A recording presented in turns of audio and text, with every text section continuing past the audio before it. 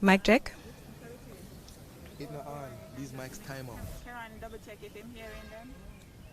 Oh, the timeout. Can you hear us, guys? Test, test, test, Good test. morning, ladies and gentlemen. It is February 10, 2022, and we are coming to you live outside George William Gordon House, right here on Duke Street, downtown Kingston. Yes, yes, the Gardens of Parliament beautification project. Today marks the formal start to the new parliamentary year, and we are here to witness the ceremonial opening of Parliament. And as you watch the brilliant sunshine bouncing off the walls of our parliamentary building, we can truly say it is a lovely day for the start of the parliamentary year. I'm Lorraine Mendez, and it is my pleasure to welcome you to our live coverage of this important national event. With me is my co-host, Theodore Henry. Stay with us as we guide you through the next half an hour. Thank you, Lorraine. Good morning, everybody. Good morning to those watching our live stream on the JIS's website, jis.gov. 1 second.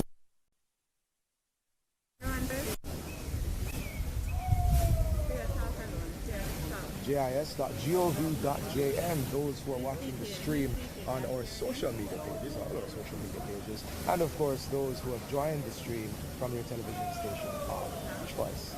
The start of the parliamentary year is marked by pomp and circumstance, and we're here standing on Duke Street to bring you the sights, the sounds, the colors, and the general atmosphere of excitement for this event. Of course, this is COVID-aware and COVID-secure event in keeping with the Ministry of Health and Wellness's COVID-19 guidelines. It is a cut-down event, a reduced event in terms of numbers, and the protocols will be strictly followed, including for our live stream. We will head inside shortly after the arrival of several dignitaries who will participate and witness the formal start of the parliamentary year. We'll head inside also to listen to the throne speech, which will be delivered by His Excellency the Most Honorable Sir Patrick Allen, Governor General of Jamaica. In the throne speech, he will lay out the government's plans for the next fiscal and parliamentary year. Stop teasing it. Come here, I go repeat myself. You are right, Theodore. So the throne speech sets out the government's agenda. It will outline the priority programs and policies that the government... My toes are cooking. My foot is roasting. Should I wear?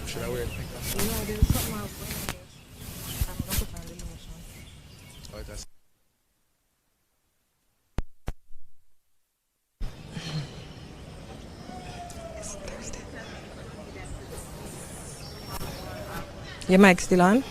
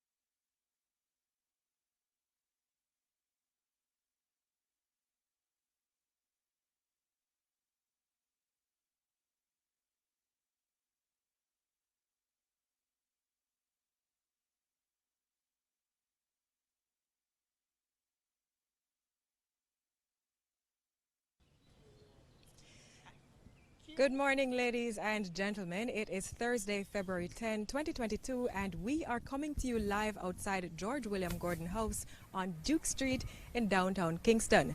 Today marks the formal start of a new parliamentary year, and we are here to witness the ceremonial opening of Parliament. And as we watch the brilliant sunshine bouncing off the walls of our parliamentary building, we can say truly, it is a lovely day to start the parliamentary year. I am Lorraine Mendez, and it is my pleasure to welcome you to our live stream coverage of this important national event. With me is my co-host Theodore Henry, and we ask you to please stay with us as we guide you through the next half an hour. Thank you, Lorraine. Good morning, everybody. Good morning to those who are joining us on the JIF.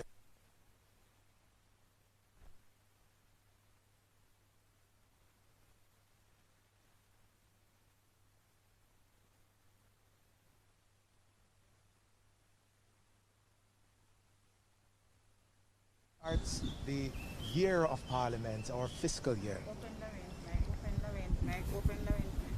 All right, so I'm just picking up from there. Now, the parliamentary year is usually marked by pomp and ceremony, and we are here standing on Duke Street to bring you the colors, the sights, the sounds, the general atmosphere of excitement that is happening here. So, as Lorraine mentioned, we are very pleased to have you, and please stay with us. Of course, this year's ceremony is a reduced ceremony. It's a COVID-secure ceremony in keeping with the COVID regulations and guidelines laid out by the Ministry of Health and Wellness. Our live stream also adheres to those guidelines. In a few short moments, we'll begin seeing the arrival of dignitaries who are here to witness or participate in the formal start of the parliamentary year.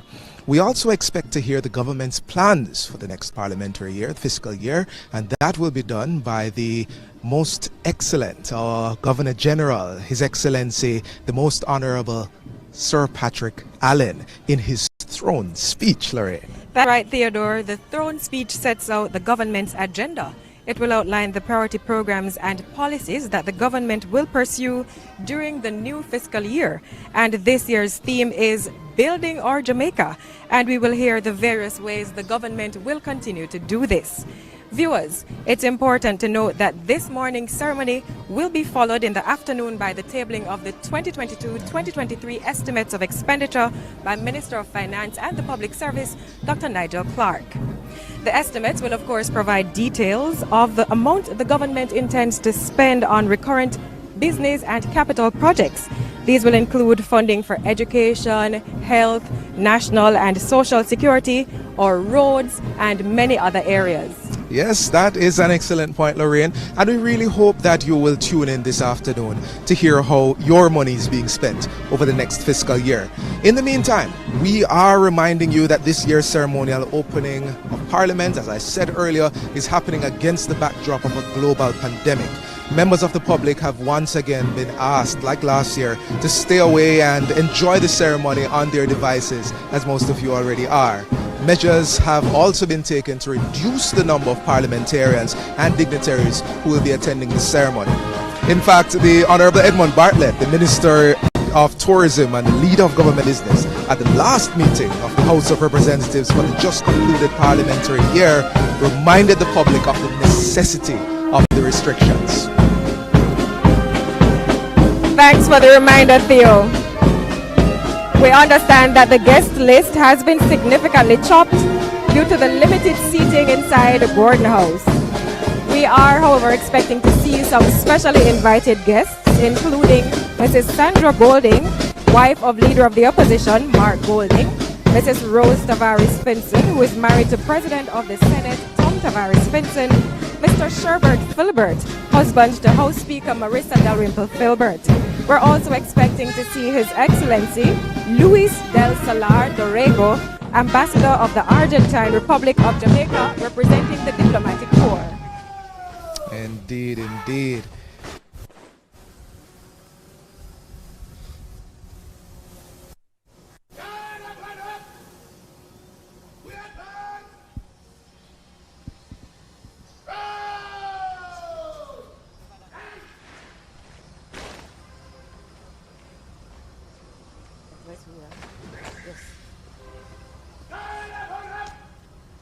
Theodore.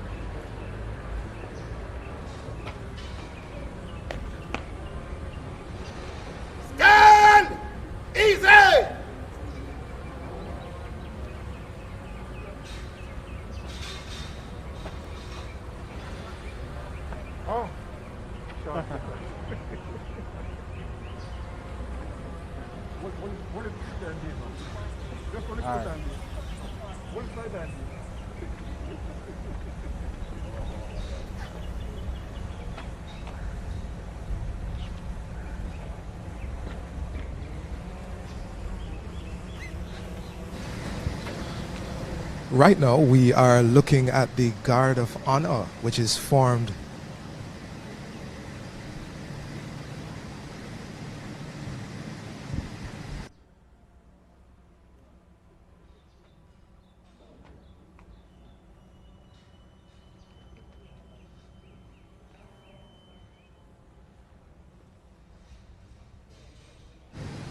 Right now, we're looking at the Guard of Honor, which is formed to receive the Governor General in his role as representative of the Queen, who remains Jamaica's head of state.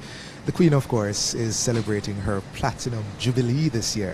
She'll be the first British monarch to celebrate 70 years of service, and there will be many events and activities throughout the Commonwealth to mark the occasion, Lorraine.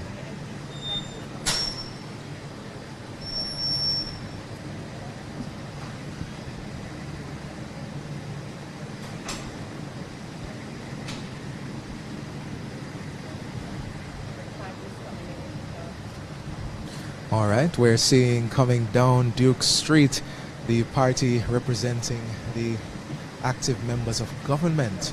Front and center, we see Senator, the Honorable Kamina Johnson-Smith. Yes, and they are making their way down towards the parliamentary building. Our senators are These are in. senators because you know, Theodore, that today is a joint sitting of the opening of Parliament. So we're seeing the government senators on screen. Senator Kamina Johnson-Smith, as Theodore mentioned, who is the Minister of Foreign Affairs and Foreign Trade. Yes. And they are making their way inside the chamber where, of course, in keeping with COVID-19 protocols, they will be sanitizing at the entrance before proceeding into the chamber to take their seats. Yes, that is right. And, we keep stressing the whole COVID-19 thing. It's something we take very seriously.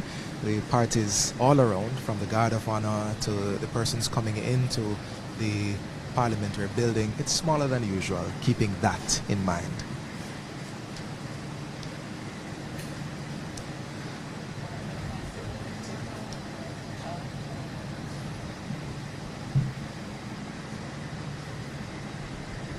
If you are just joining us, welcome to the live broadcast of the ceremonial opening of Parliament. We are coming to you from outside Gordon House on Duke Street, Kingston, and we just want to thank you again for joining us, and we invite you to share the live stream if you are watching on our social media pages so that others can also join in.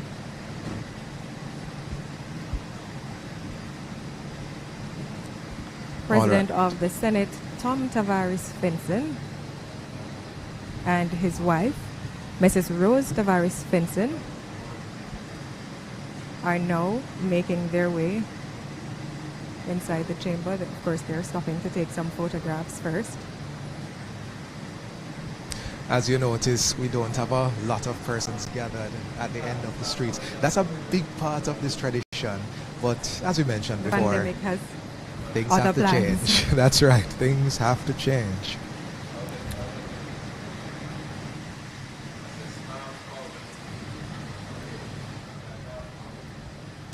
All right, Senator and Mrs. Tavares Finson making their way into the chamber where they will sanitize and take their seats.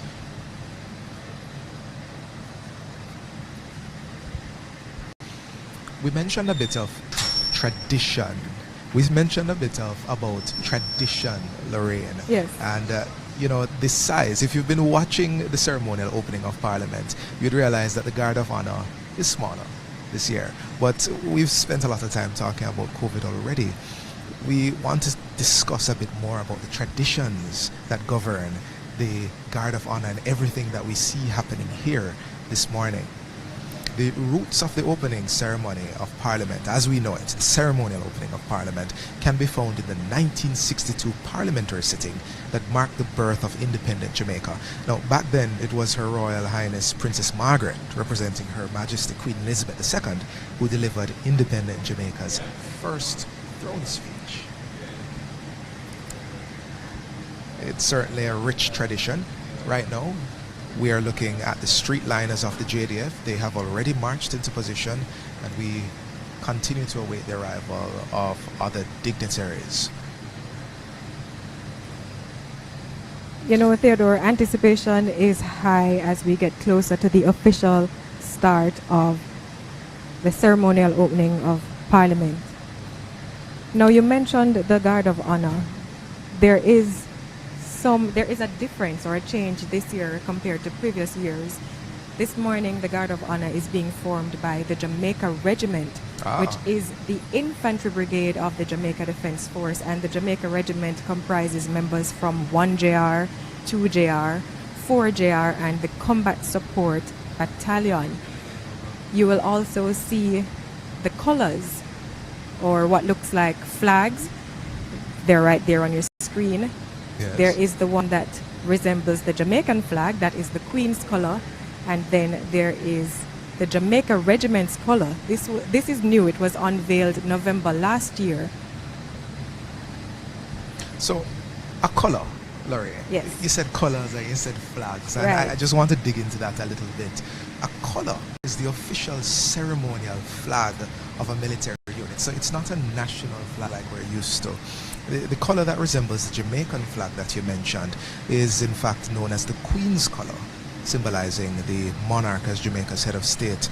And these flags or colors, they are trimmed with gold fabric, and they display the formation's insignia. So just now we saw a close-up of the Jamaica Regiment's color, and colors are a representation of pride, identity, and ethos for each formation. There it is. That is the Queen's color, resembling the Jamaican flag. We see the gold trim. Yes. I just have to say, the streetliners, the Guard of Honor, they are resplendent in their scarlet jackets. All right, we're witnessing another arrival.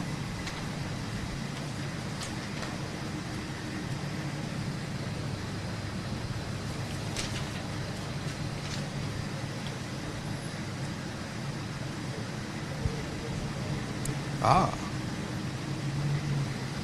The Commissioner of Police, Major General Anthony Anderson. now he has served as Jamaica's police commissioner since March 2018. Of course, prior to being police commissioner, Major General Anderson had a distinguished military career in the Jamaica Defence Force spanning 34 years, culminating in his 6-year tenure as Chief of Defence Staff.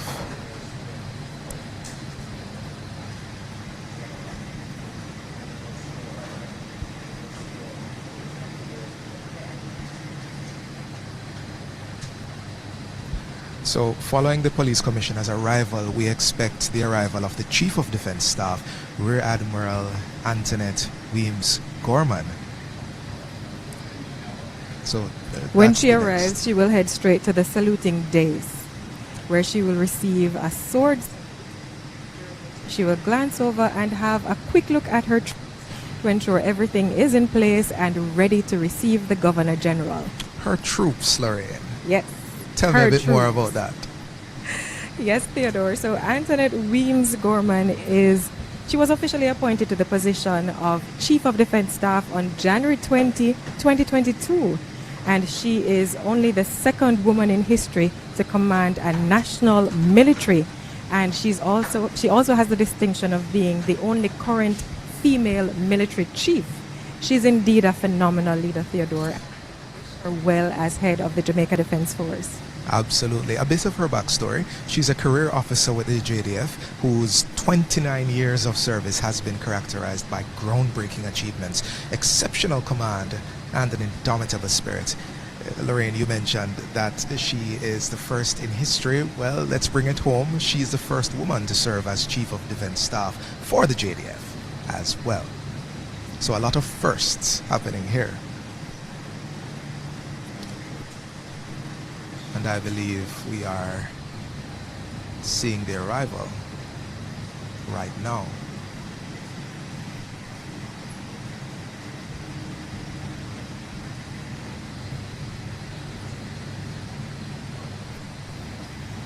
All of this is carefully staged and carefully choreographed in a historic district, Duke Street.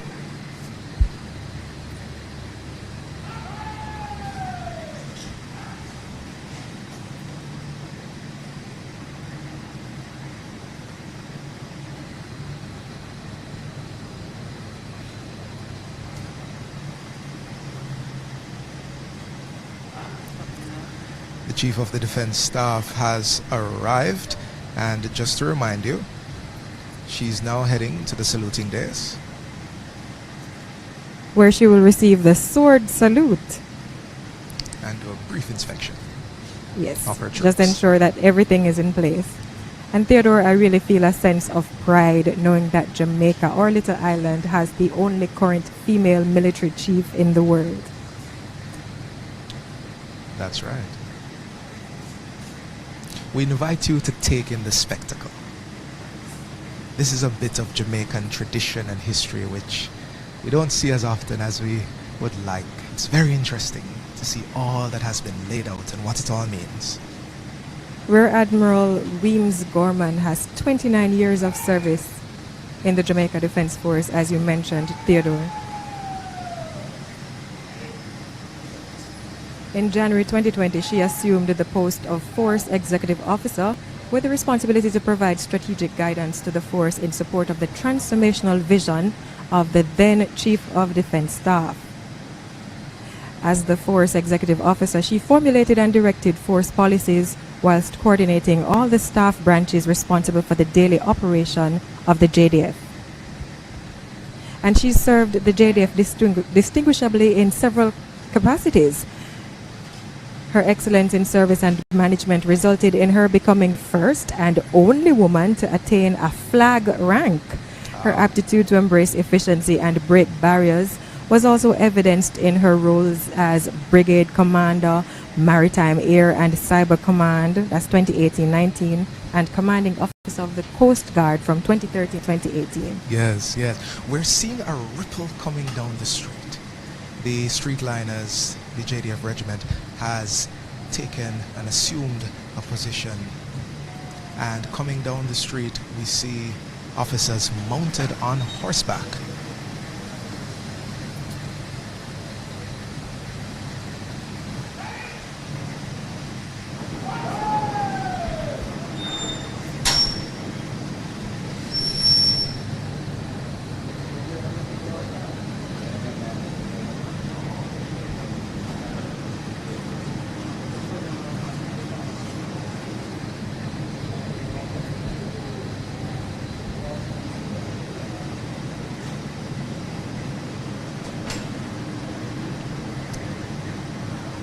All right, mounted escorts accompanied the Governor General, and he is now going to make his way onto the red carpet. He will step up to the saluting dais so that he can be seen by all.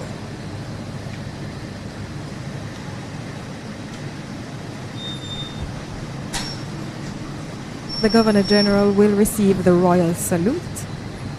We'll see the color ensign salute the Governor General with what appears to be flags. So he was met by Chief of Defense Staff Rear Admiral Antoinette Weems Gorman, and she is taking him over where he will receive the royal salute.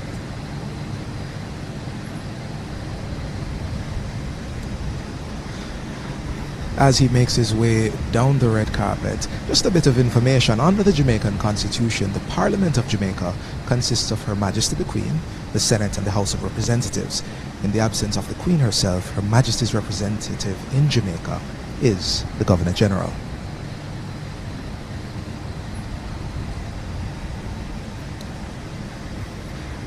Now we want you to watch carefully this part of the ceremony, full of significance and meaning. Royal salute!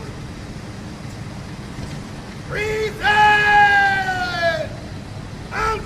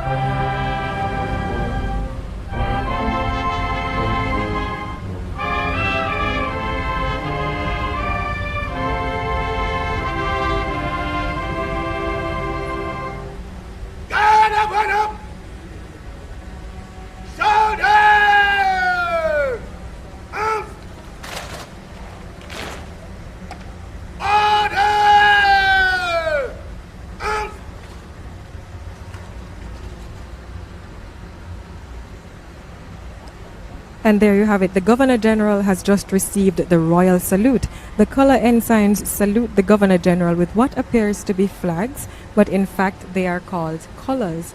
And the color at this point, and it appeared that the national flag is touching the ground, which would be a breach of the flag code for the national flag. But as we explained before, what appears to be the national flag is actually the Queen's color. It's in the design format of our national flag, and it did touch the ground as a sort of supreme compliment to the head of state, or in this case, the standing representative of the head of state, who is the Governor General.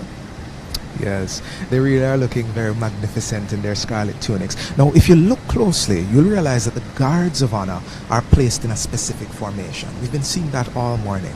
The right half, or the guard commander, stands to the front. Then in the center, with the color party, that's where the flags were, what looked like flags, that's where they were. Then to the left, there were others with what we call the subaltern of the guard. The Governor General is now inspecting the Guard of Honor. Today's Guard Commander is Major Clinton Brown, and the subaltern of the Guard is Captain Conrad Taylor. Today's colour ensigns are Captain Melbourne Williams and Captain Karen Fairman Speed. The conducting warrant officer is Warrant Officer Class 2 O'Neill Blidgen. Right guide is Warrant Officer Class 2 Ronald Williams, while left guide is Staff Sergeant Christopher Anderson. The escorts to the colours are Staff Sergeant Coolan Nemhard, Sergeant Robert Walker, and Sergeant Dwight Ferguson. We also need to identify the persons behind the music, which we've been hearing all morning. Yes, Theodore. Director of Music is Lieutenant Raphael Salazar. Bandmaster is Warrant Officer Class 1 Paul Johnson, and the drum major is Staff Sergeant Ramoy Dawkins. They also oversaw the music of last year's ceremonial opening. I can imagine how many hours were spent rehearsing for this occasion until they got it just right. We salute them for their consistency and for bringing beauty, especially when we heard the anthem, the beauty and the color that they bring to this occasion. After inspecting the Guard of Honor, the Governor General is actually going to receive a second royal salute, after which he will be escorted into the chamber in Parliament, where it's a joint sitting of both houses of Parliament, both the House of Parliament and the Senate will be sitting today. After the second royal salute,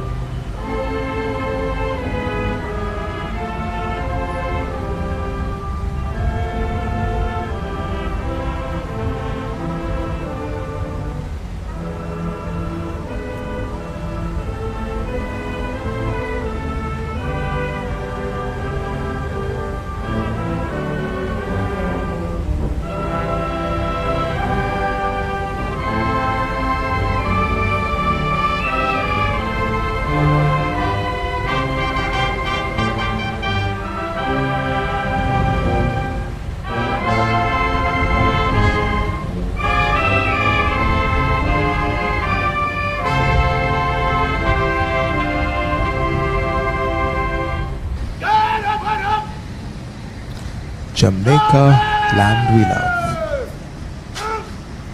Lorraine, you mentioned that the Governor General will now be heading inside Gordon House, but we haven't heard the last of the band. There will be a flourish of trumpets played to signal his arrival inside Gordon House.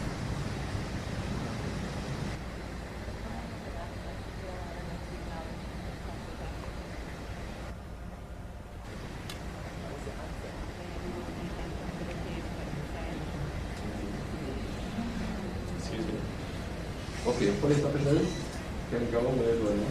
Somewhere. Come on, push. Stand by.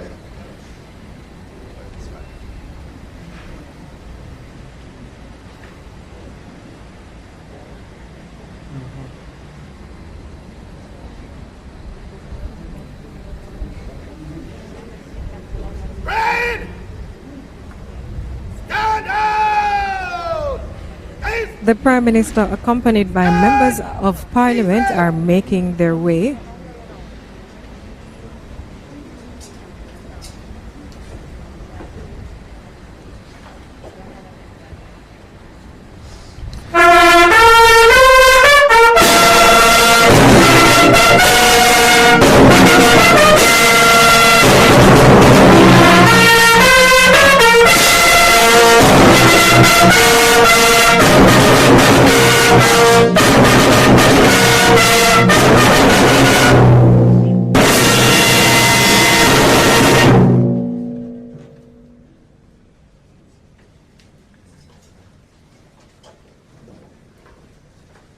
His Excellency, the Governor General.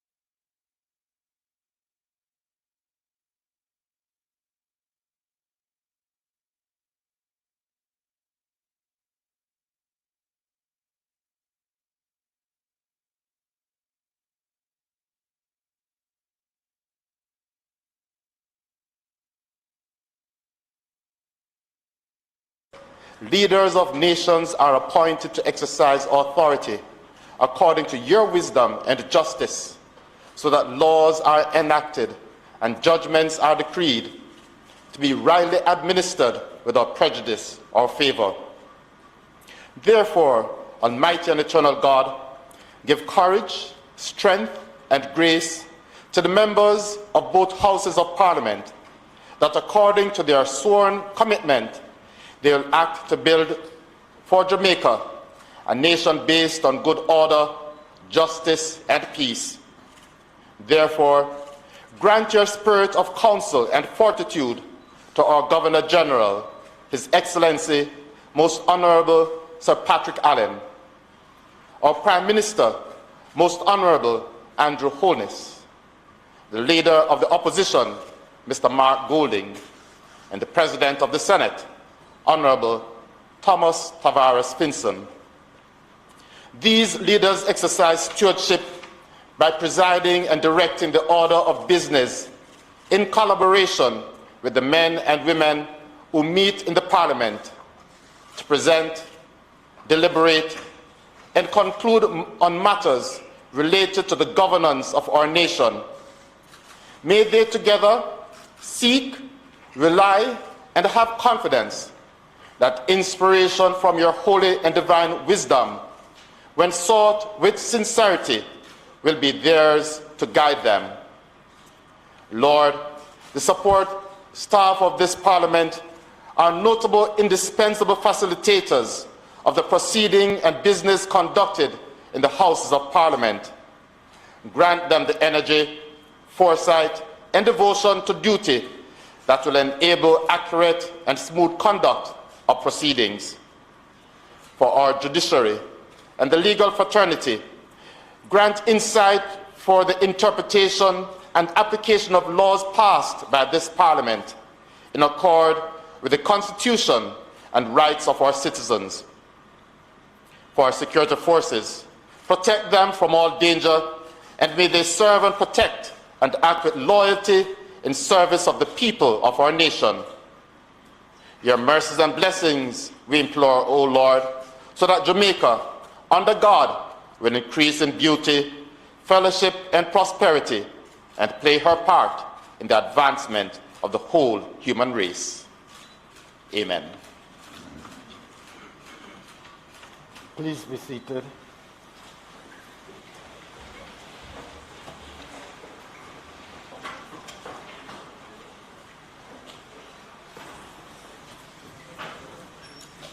A proclamation under the Constitution of Jamaica by His Excellency the Most Honorable Sir Patrick Linton Allen, Member of the Order of the Nation, Knight Grand Cross of the Most Distinguished Order of St. Michael and St. George, Commander of the Order of Distinction, Knight of Grace of the Most Venerable Order of the Hospital of St. John of Jerusalem, Governor General of Jamaica.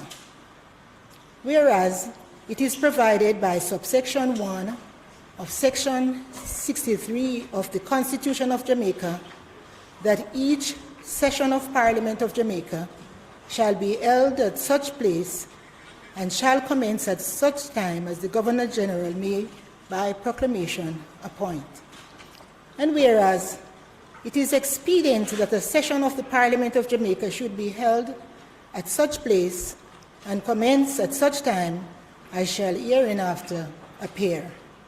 Now, therefore, I, Patrick Linton Allen, Member of the Order of the Nation, Knight Grand Cross of the Most Distinguished Order of St. Michael and St. George, Commander of the Order of Distinction, Knight of Grace of the Most Venerable Order of the Hospital of St. John of Jerusalem, Governor General of Jamaica, in exercise of the power conferred on me by subsection 1 of section 63 of the Constitution of Jamaica, do hereby proclaim and make known that a session of the Parliament of Jamaica shall be held at George William Gordon House in the parish of Kingston, commencing at 11 a.m. on the 10th day of February 2022. Given under my hand and the broad seal of Jamaica at King's House, this 4th day of February in the year of our Lord 2022, and the 70th year of the reign of Her Majesty Queen Elizabeth II. God save the Queen.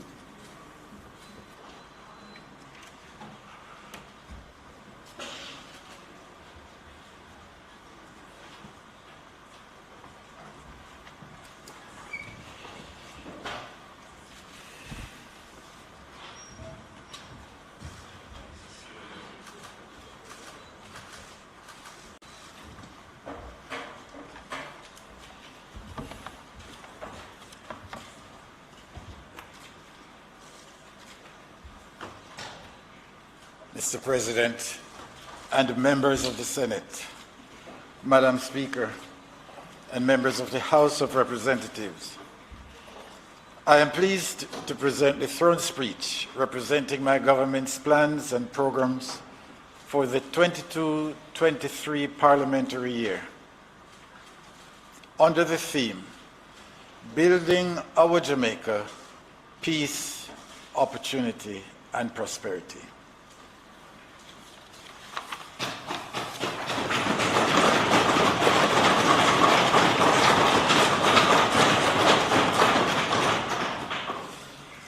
Honorable members, this year is our 60th year of independence.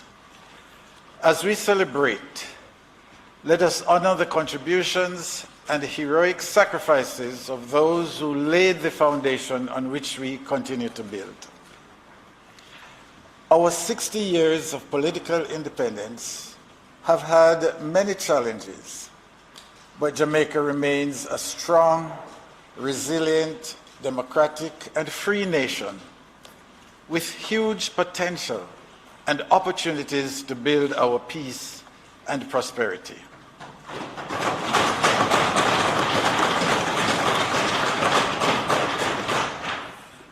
Jamaica has made significant strides in key measures of human development in health, shelter, social protection, education, infrastructure, and public administration since our independence. Internationally, Jamaica is a respected voice in the community of nations, and we have a strong brand and place in popular culture. One area of national success over the past decade is the significant progress made in strengthening the management of our economy and entrenching macroeconomic stability through a series of unprecedented legislative and institutional reform.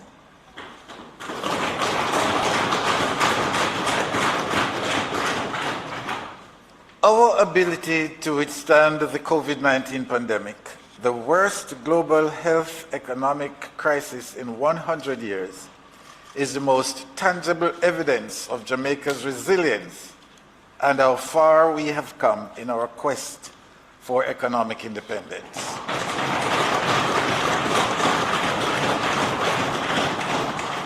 As we move into the next phase of our journey as an independent nation, our government is already laying the foundation to build a Jamaica of peace, opportunity, and prosperity.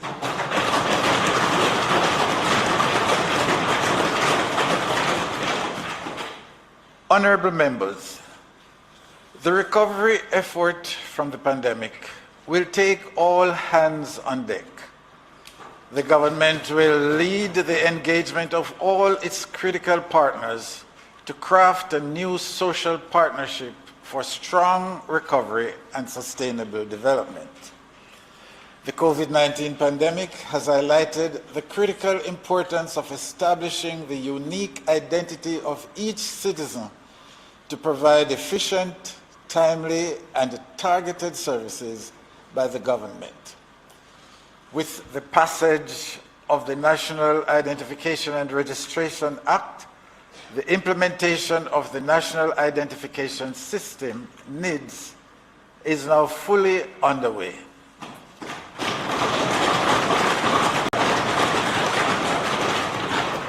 This is a critical milestone in our digital transformation.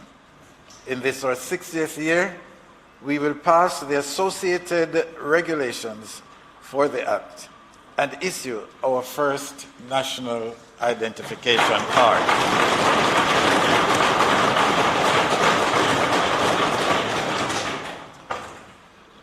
The Culture, Health, Arts, Sports and Education Chase Fund was proactive in the health and education sectors through key interventions such as the acquisition of a genome sequencer, enabling us to test for variants of the corona and other viruses. Honorable members, the Jamaica Education Transformation Commission has delivered a well-studied report on a roadmap of recommendations for fundamental transformation of education. An Education Transformation Oversight Committee, ETOC, comprising key stakeholders, including the opposition, will be responsible for monitoring and publicly reporting on the progress of implementation. In our 60th year as an independent nation, we must commit to the transformation of our education system to provide our children with 21st century skills in science, technology, engineering, arts, and mathematics, STEAM. It is the best route to secure peace, opportunity, and prosperity for our people.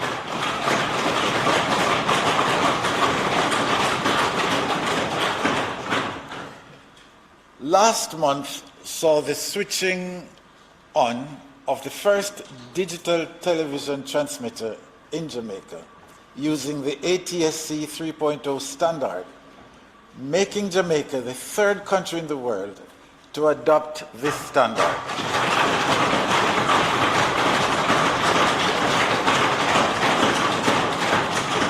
This marks the beginning of a revolutionary change in how Jamaica consumes television services. Our progress towards a truly digital society is well on the way, and a digital switchover is essential to achieving that ultimate goal. Housing continues to be a major priority of the government. The National Housing Trust, NHT, wrote 6,924 loans with a value of $24.1 billion between April 2021 and December 2021, and is on course to write over 8,000 loans by the end of the financial year.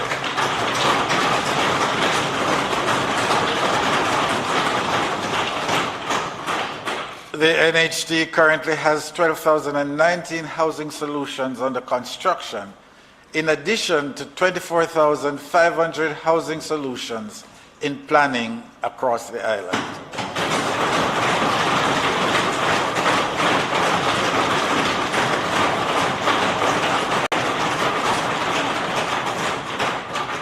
Members, in building a nation of peace, opportunity, and prosperity, the government has been taking significant steps at bolstering Jamaica's economic resilience. In July 2021, Jamaica, supported by the World Bank, launched a historic catastrophe bond, CAT bond, becoming the first Caribbean country and the second small island developing state, SIDS, to independently sponsor such a bond.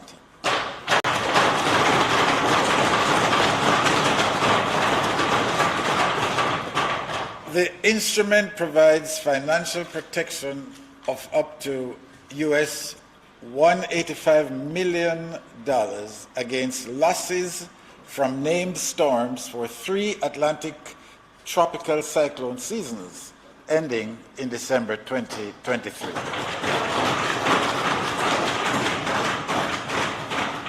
In May 2021, Jamaica acceded to the International Convention on the Simplification and Harmonization of Custom Procedures, known as the Revised Kyoto Convention. This is a blueprint for modern and efficient custom procedures in the 21st century and will facilitate full streamlining of processes and procedures. The government will begin implementation of a comprehensive restructuring of public sector compensation.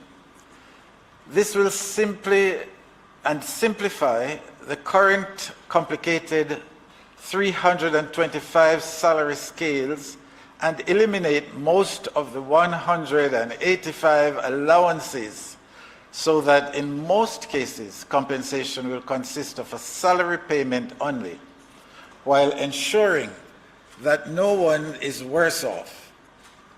This allows for full transparency while ensuring that jobs are adequately compensated.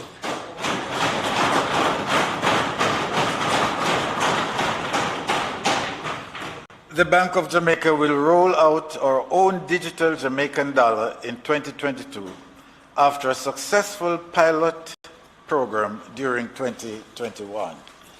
This will serve as a foundation for Jamaica's digital payments architecture and will facilitate greater financial inclusion, increase transaction velocity, while reducing the cost of banking for the Jamaican people.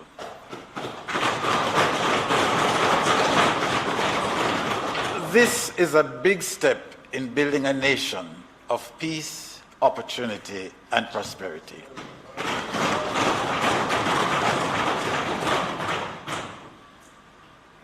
our economy is recovering with 7 to 9% growth projected for the fiscal year ending March 2022, and employment continues its steady recovery. This resilience to the external shock of the pandemic is due in part to the integral and collaborative nature of the regulatory, development, and support functions of the government in securing the sustainable balance between our natural assets and our economic priorities, which is essential for our peace, opportunity, and prosperity. The government has been moving forward with implementation of a number of large infrastructure projects. The Southern Coastal Highway Improvement Project is at an advanced stage of implementation. Construction has begun on a Construction has begun on a 4-lane roadway from Harborview to Yallas and on 10 of the planned 15 construction packages.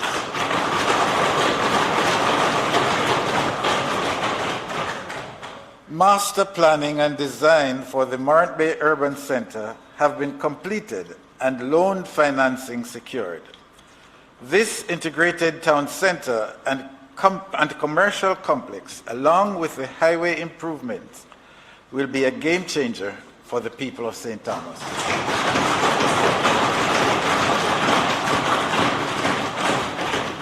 Honorable members, you will be pleased to know that work on construction of Jamaica's new Houses of Parliament will commence during this, our 60th year of independence.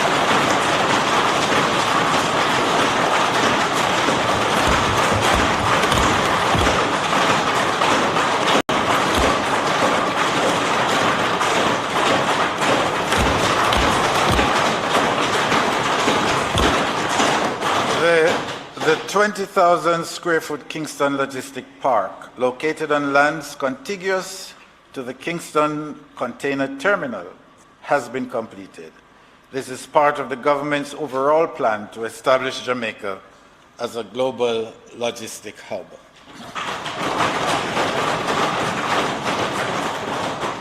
The process of divestment of the lands under the Greater Bernard Lodge Development Project is underway. Water and sewer infrastructure is being installed and housing developments have already begun.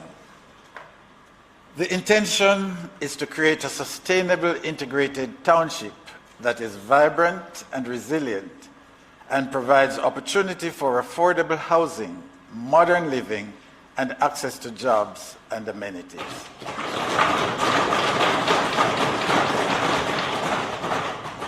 In December 2021, the government gazetted the order designating the Black River landscape and seascape in St. Elizabeth as a protected area under the Natural Resources Conservation Act. This will help to preserve the natural and cultural heritage of the area. The long-awaited gazetting of the Cockpit Country Protected Area boundaries will be brought to Parliament in this legislative year. Additionally, the government will promulgate new legislation to enable the creation and regulation of a national protected areas system that is representative of Jamaica's ecological and cultural heritage.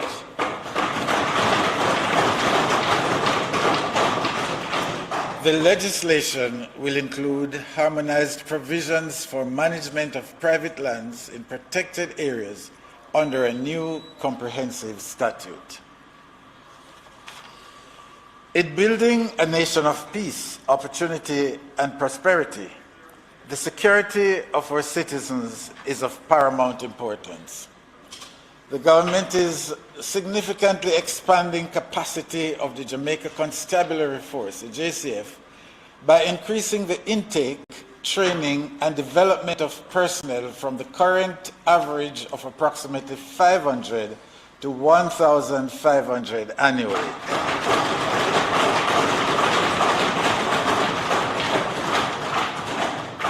Existing infrastructure is also being upgraded with over 100 police facilities renovated and 8 new facilities constructed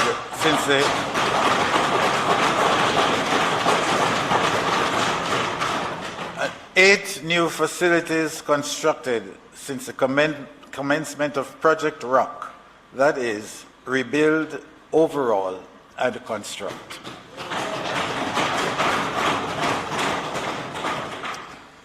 The government is modernizing our law enforcement and criminal justice systems by increasing reliance on forensic science to investigate crimes and secure convictions. Ground was broken in November 2021 for the construction of the country's first forensic pathology autopsy suite. This is the final component of the upgrading of the Institute of Forensic Science and Legal Medicine to a world-class forensic pathology unit.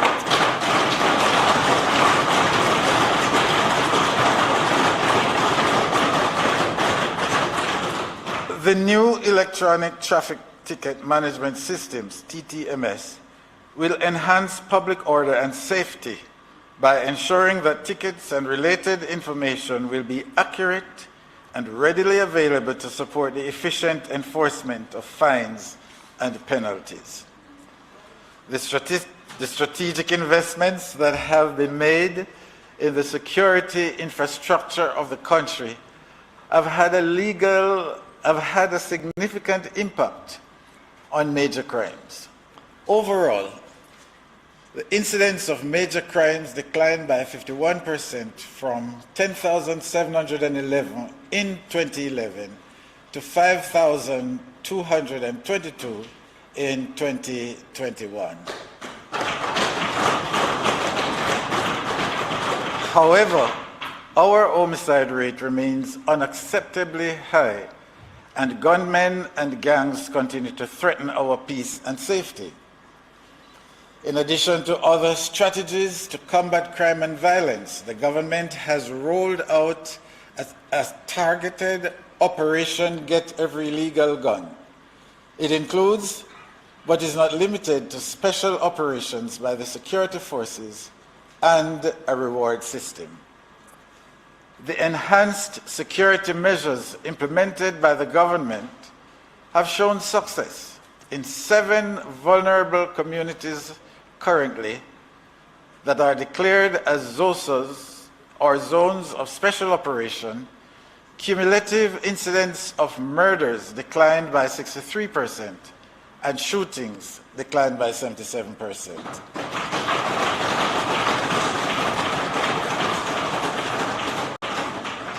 Similarly, murders decreased by an average of 42% and shootings decreased by an average of 43% under states of public emergency, SOEs.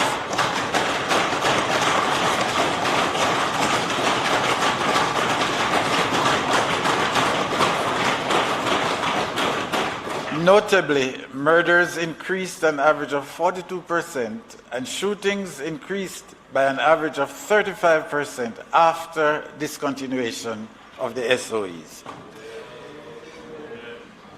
The recent passage of the Criminal Administration Suppression of Criminal Organizations Amendment Act is geared toward dismantling gangs, depriving them of their illicit wealth, and prosecuting their facilitators and benefactors. Since its passage, there have been 39 convictions involving 11 accused persons. Additionally, amendments were passed to the Corrections Act and the Trafficking in Persons Act, Prevention, Suppression, and Punishment Amendment Act. As a matter of priority, the government is pressing ahead with the development of several new and revised legislation.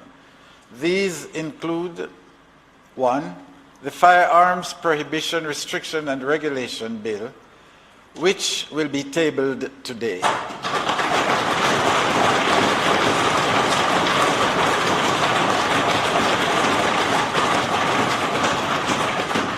review of the Corrections Act, development of Enhanced Security Measures Bill. 4, development of Security Personnel Integrity Bill. And 5, development of a National Intelligence and Security Bill. Honorable members, the government has continued its effort to mitigate the effects of the COVID-19 pandemic. Several field hospitals were established which increased the bed complement and capacity of the health system to provide care for COVID-19 cases. Vaccination is available through established sites, mobile units, blitzes, and private providers.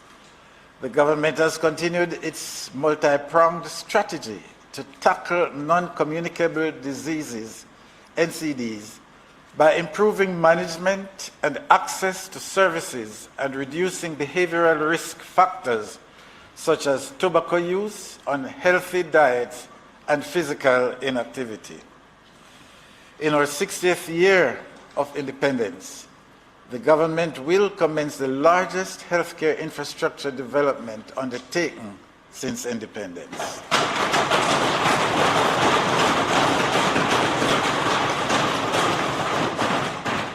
The plan, which is being jointly funded by the European Union and the Inter-American Development Bank, will see upgrades will be upgraded.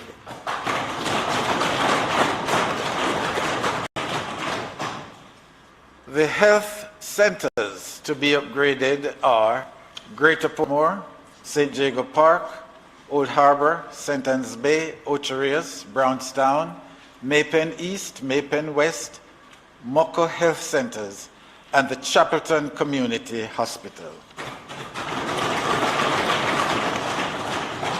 In addition, upgrading of the building and equipment at the University Hospital of the West Indies is in the design phase, and build-out work continues at Cornwall Regional Hospital and the Western Children and Adolescent Hospital.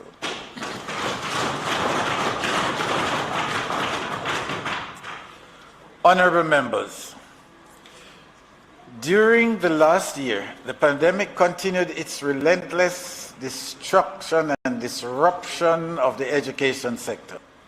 However, we are steadily and safely returning more of our students to face-to-face classes. The government has launched a major initiative called Yard to Yard Find a Child to identify and re-engage students who did not access any of the learning modalities.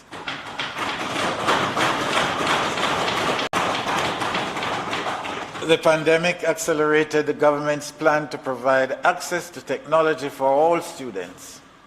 The government's procurement efforts, the Own Your Own Device OYOD program, and the One Laptop or Tablet per Child initiative together provided approximately 150,000 devices to enable virtual learning. This enormous push benefited students on the PATH program and other needy families.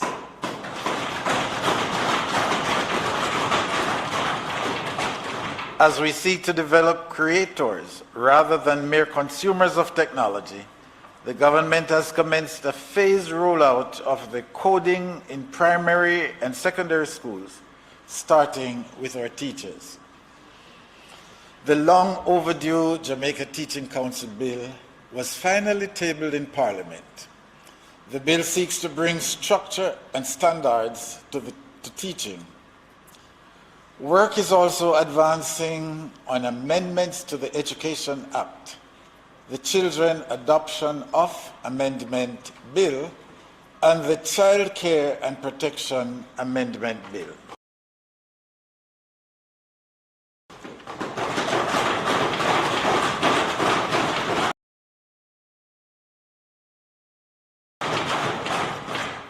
Honorable members, tourism continued its remarkable recovery in 2021, recording 3 consecutive quarters of growth. The 2020 2021 calendar year ended with a strong showing of over 1.6 million visitors and US $2 billion in earnings.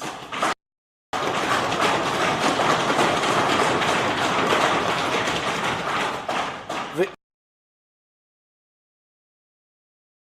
industry's success can be attributed to strong collaboration between public and private sectors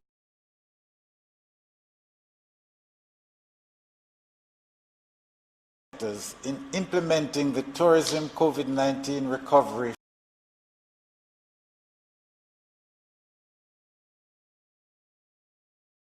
framework.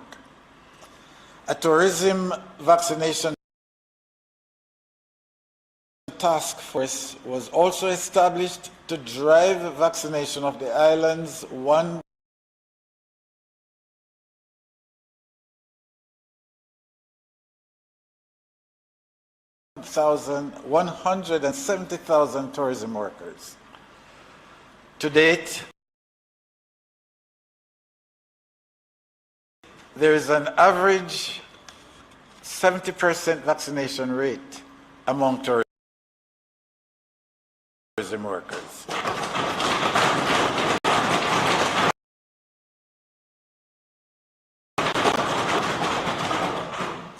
Jamaica has emerged as a global leader in advancing tourism resilience and sustainability through the successful establishment of the Global Tourism Resilience and Crisis Management Center, the Resilient Corridor, and world-leading COVID-19 health and safety protocols, which have been guideposts to the safe and secure recovery of tourism.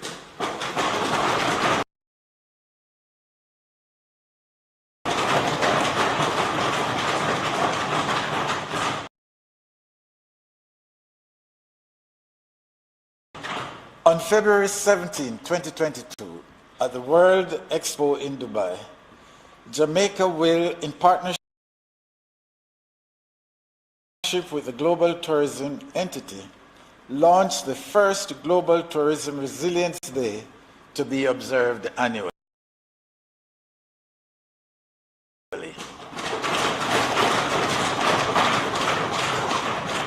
Despite the pandemic, there is unprecedented investor interest in hotel and resort development, with 8,000 new hotel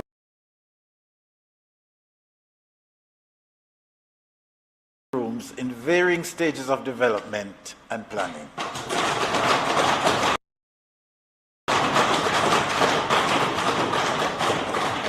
The long-awaited Tourism Workers Pension Scheme, TWPS, to provide a financial safety net was launched in January 2022, and so far 10,000 workers have registered, and the fund has earned $43 million.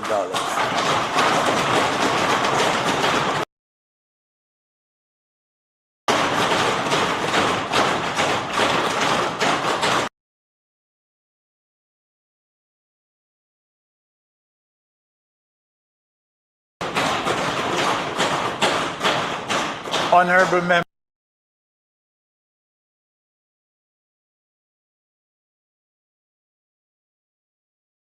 members, despite the challenge of the pandemic, annual production of domestic crops grew by 10.4% in 2021 and in 2021 over 2020. This growth is due to continuous recovery activities implemented throughout the year combat both climate change and COVID-19 impacts. Export expanded in financial year 2021-2022 through increased penetration in new and underutilized markets. For example, Jamaica pineapples entered the Barbadian market, and local soft fruits have easier access to the UK market.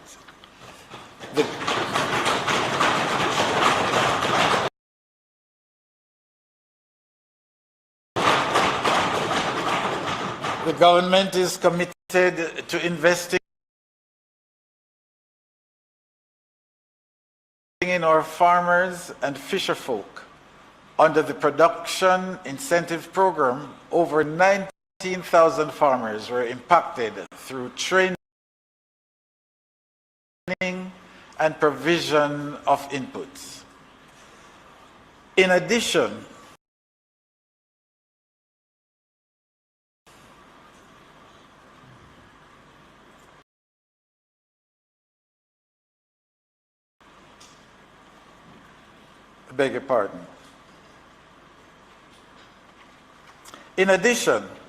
access to water continued to be a critical part of the program through rehabilitation and construction of reservoirs and distribution of water irrigation kits.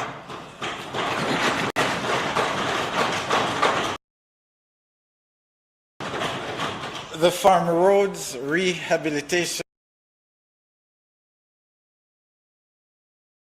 Program has completed an additional 18 farm roads valuing $205 million across the island. This program has produced a total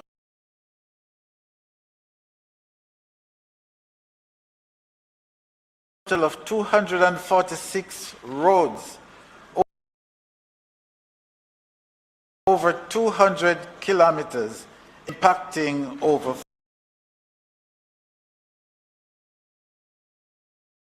5,000 farmers.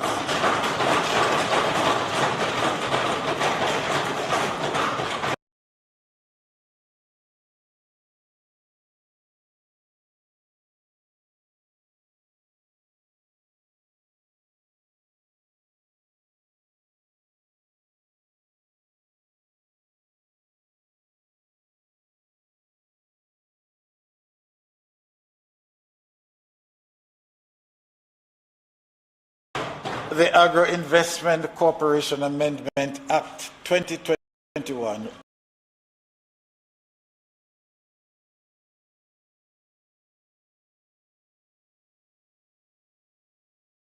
was passed, repealing the Agricultural Marketing Act and incorporating all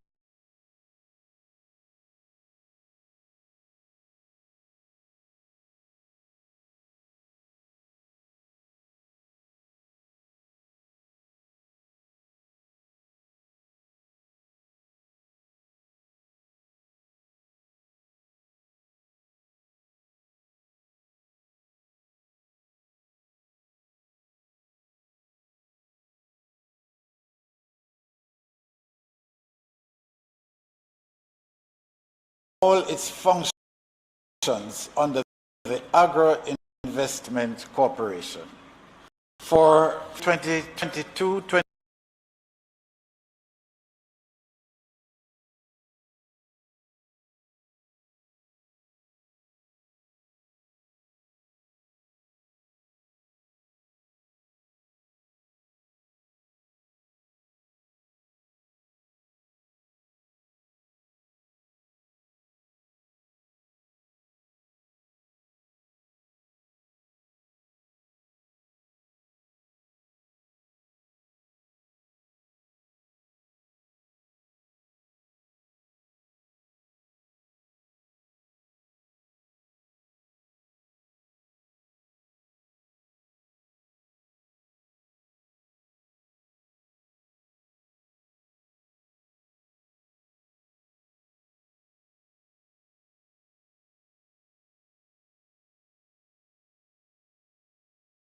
3, the legislative agenda includes the following.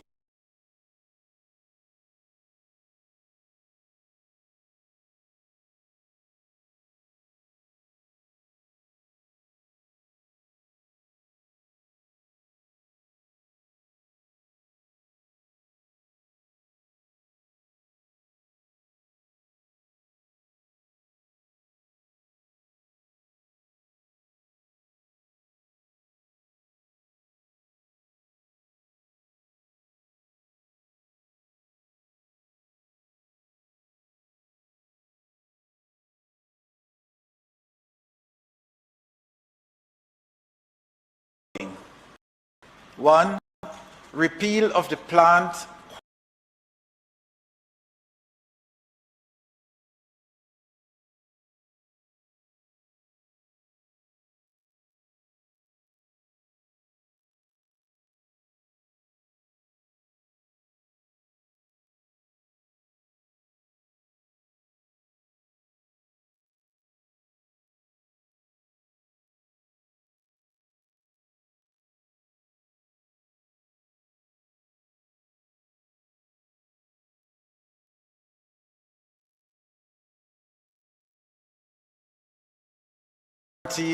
Plant Health Act.